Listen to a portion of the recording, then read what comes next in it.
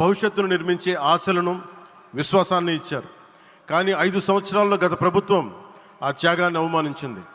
3 రాజధానులు అస్తవ్యస్త విధానంతో ప్రజల విఘ్నతని, అమరావతిని అగౌరవపరిచింది.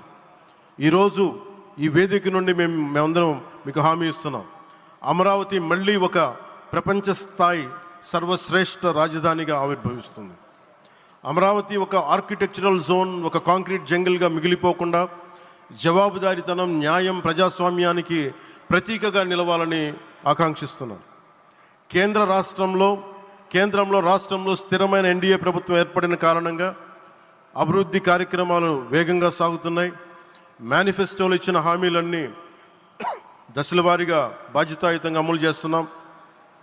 కేవలం మ్యాచింగ్ గ్రాంట్స్ ఇవ్వని కారణంగా గత ప్రభుత్వం రాష్ట్రం కేంద్రం నుంచి పొందాల్సిన వేల కోట్లు నష్టపోయింది.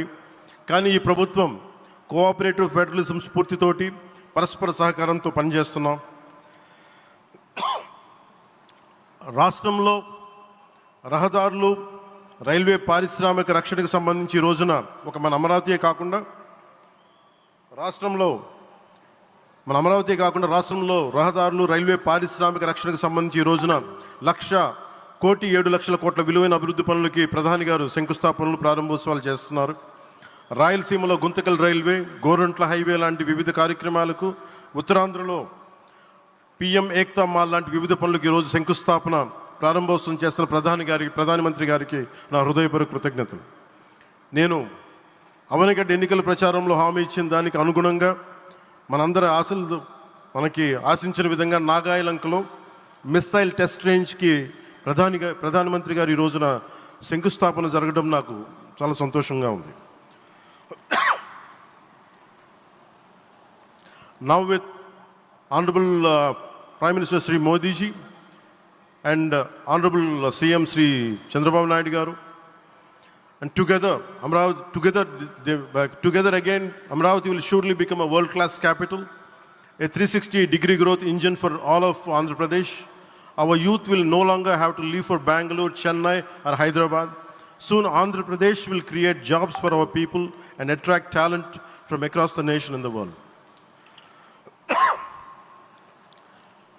దీనికి అమరావతికి ప్రత్యేకించి ఒక వ్యక్తిని మనం స్మరించుకోవాలి.